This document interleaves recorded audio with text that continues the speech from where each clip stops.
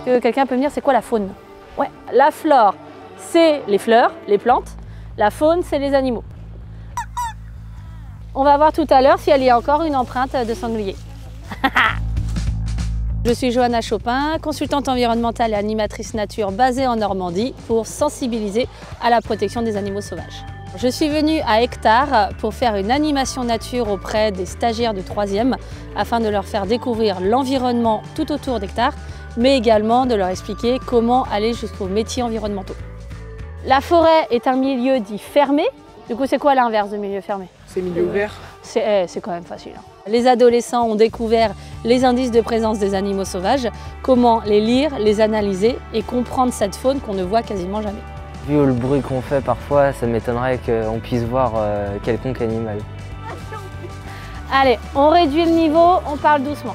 Je m'appelle Charles-Hugues McGohan, je suis en 3e 1 au collège Philippe de Champaigne, au Mesnil-Saint-Denis, et je fais mon stage à Hectare. Cet après-midi, on a fait du pistage. Ah, c'est magique le pistage, hein. Ce qui m'a surpris le plus, c'était la diversité des empreintes. Par exemple, sanglier, ça a un V, alors que les chevreuils, c'est parallèle. C'est une empreinte qui a plusieurs jours. Avec ongle gauche, ongle droite, il allait comme ça. Soit on est sur une empreinte de cerf, qui est vraiment parallèle. Le chevreuil est le seul qui forme un cœur. En plus de ça, le chevreuil, à l'arrière-train, il a une tache blanche qui aussi forme un cœur. C'est quand même assez mignon. Une coulette, ça nous précise en gros qu'il y a des passages de plusieurs animaux comme lapin, blaireau, sanglier. Un poil très rêche, double couleur, donc c'est du sanglier. Là, on est sur du renard. Oh, Renard s'il te plaît, gris. je le veux.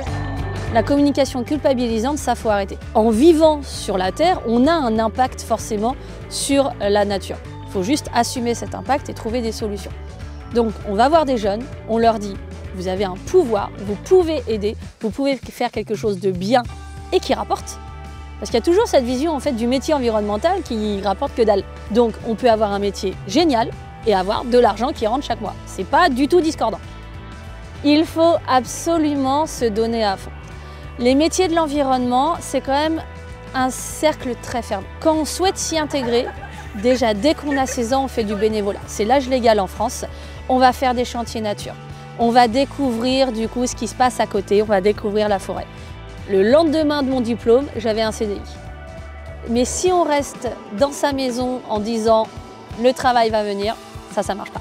Mais il faut à un moment donné se donner la possibilité de trouver une solution.